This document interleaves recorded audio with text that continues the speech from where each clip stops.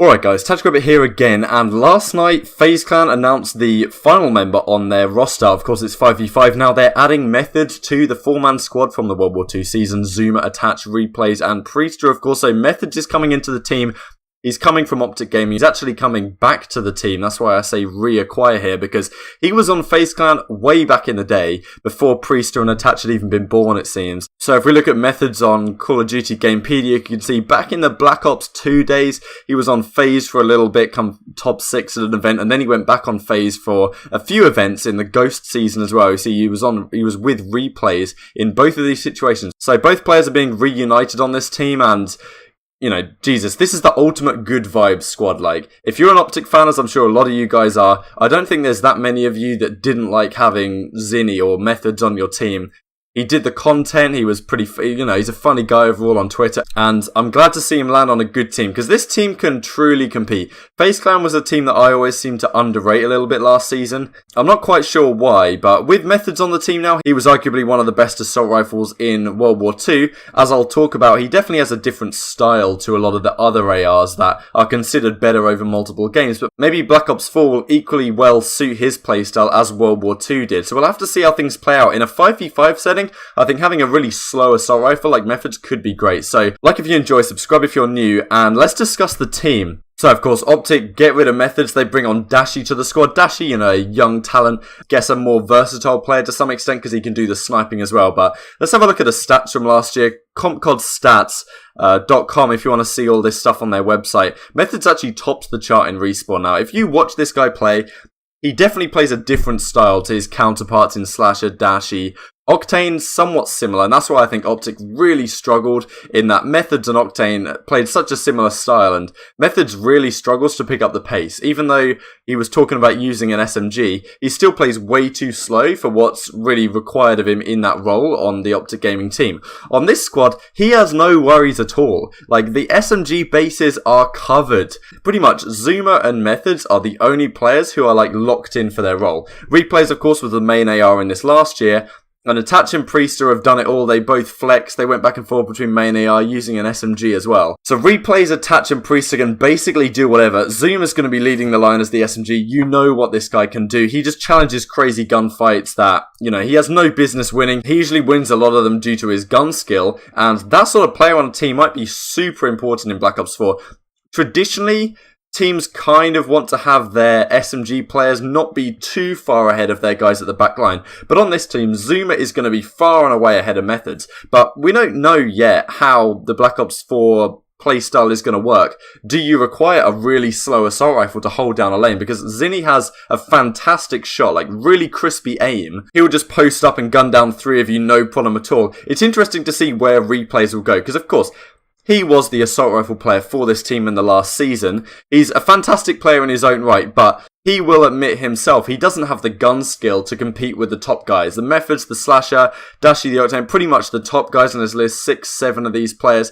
Replays doesn't have the gun skill to compete with them in terms of a KD standpoint. Reap is down here at a 1.01, you can see. Now, he does have a great S&D on him. He has a 1.1 in S&D. Towards the end of the year, a lot of people were considering Replays maybe the best S&D player in the game. He clutched some crazy 1v3s, 1v2s, playing these situations pinpoint perfectly. And I don't feel he needs the assault rifle to excel in that kind of scenario. That's stage 1, of course, where, well, you can see right here, Pro League Stage 1, where they beat OpTic in the Grand Finals. Replays turned up incredibly. He had the insane 1v3, of course, in the same map that Attach had that 1v3 on that London Docks S&D to get streaks and eventually win them the game. He had a superb performance on a Valkyrie hardpoint as the game was closing out. So, Replays, an incredible guy.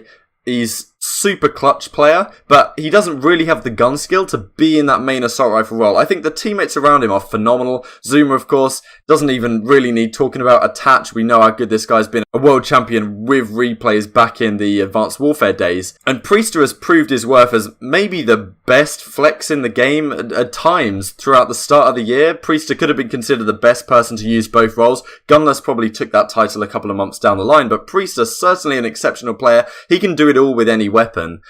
And that's the real key feature of this team. Not only are these guys going to have fantastic vibes in terms of these four really get on well together, and I can't see Methodz playing with any of that. So FaZe had superb results last year. I guess when you look at their best showings, they come 4th at Dallas, which is actually an incredible performance considering they really struggled in the 2Ks. And after their first couple of 2K losses, they got really bad seeding and played against some tough teams pretty early on. And they just kept losing to these tougher opponents. Then they go to Dallas, they make it all the way through open bracket and end up finishing 4th, which is, I think, maybe the best finish ever from a team starting from open. So they showed some good promise to start with. Some up and down results. New Orleans, top 8, Atlanta, top 12, Birmingham, top 12, but they win stage 1 and they come 3rd at CoD champs. So some real good pedigree on this team, but I do think that in World War II especially, having replays on the main assault rifle was a little bit of a hindrance to them. Yes, he was incredibly clutch and he went ham when it mattered, but a lot of the top teams have that guy putting up the incredible numbers. The Formals, the Octanes, the Slashers, of course, and Dashi, I guess you could say to a lesser extent on complexity because they didn't have as much success. But I really like moving replays from this main assault rifle role. Towards the end of the season, FaZe Clan was messing with Priester, I think, as the main AR. Attach was even being a flex, and then replays was kind of being a support SMG to Zuma. They played around with a lot of the different roles, and I'm pretty sure that's what they were using at the Call of Duty World Championship where they had a lot of success. Replays is real strength is in his leadership, his clutch talent, and he's pretty versatile. He can do it with multiple weapons. He's used so many different guns over his career. He doesn't need to be the main AR.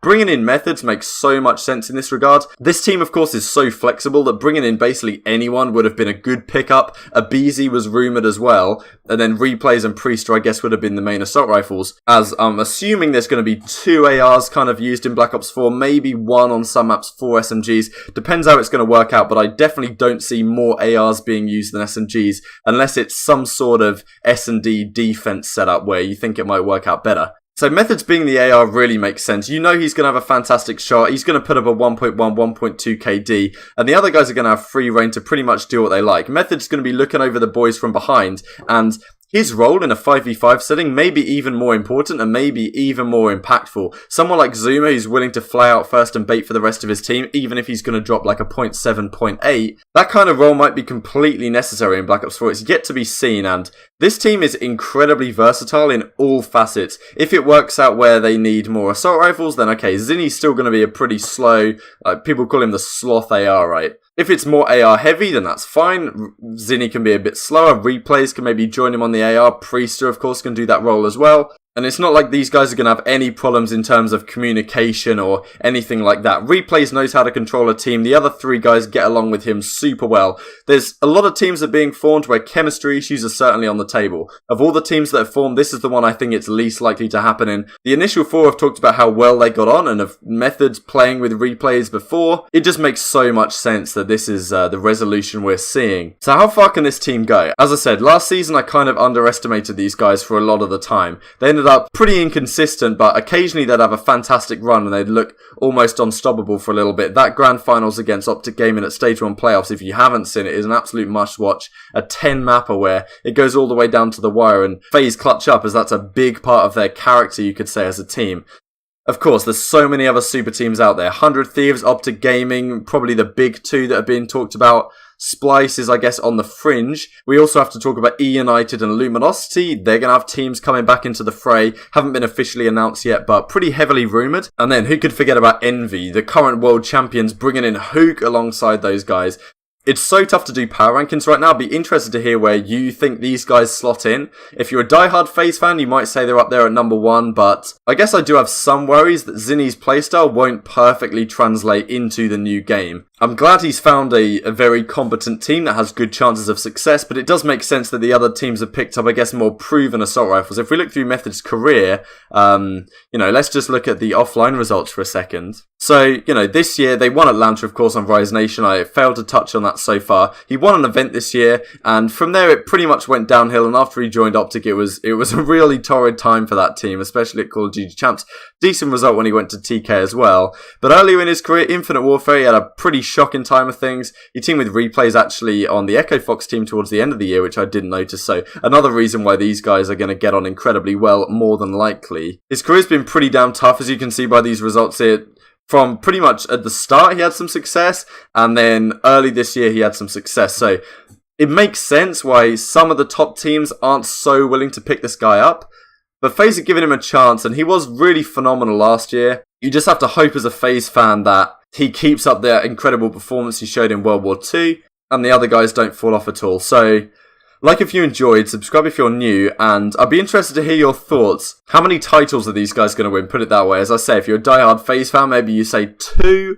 That's really the most I can see. Competition is still pretty crazy. Of course, with 5v5, we kind of have less teams right at the very top, but the teams that are at the top, they're all crazy stacked. Like, this FaZe lineup is stacked, 100 Thieves is stacked, OpTic is stacked, LG, I'm sure is going to be stacked when it gets announced.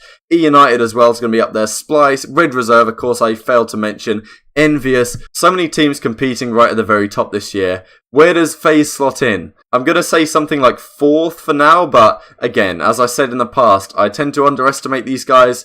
We'll see how it goes down the line. So thank you guys so much for watching as always, and I'll see you next time.